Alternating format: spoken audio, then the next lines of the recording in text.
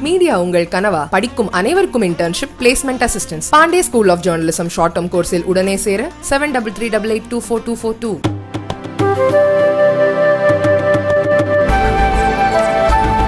வரவிருக்கும் மக்களவைத் தேர்தலை சந்திக்க தயாராக இருக்க வேண்டும் என்று முன்னாள் முதல்வர் ஓ பன்னீர்செல்வம் தெரிவித்துள்ளார். முன்னாள் முதல்வர் OPS தலைமையில் அவரது அணியின் மாவட்ட செயலாளர்கள் மற்றும் நிர்வாகிகள் கூட்டம் சென்னை எழும்பூரில் நடந்தது.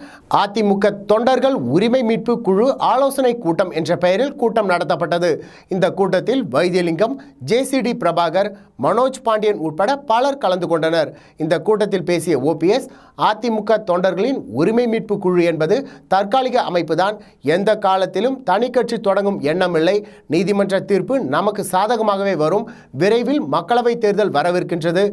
தேர்தலை சந்திக்க கீழ்மட்டம் வரை நமது கட்டமைப்பு பலமாக உள்ளதா என்பதை உறுதி செய்ய வேண்டும். உண்மையான அதிமுக தொண்டர்களின் உரிமைகளை நிச்சயம் மீட்டெடுப்போம் என்றார்.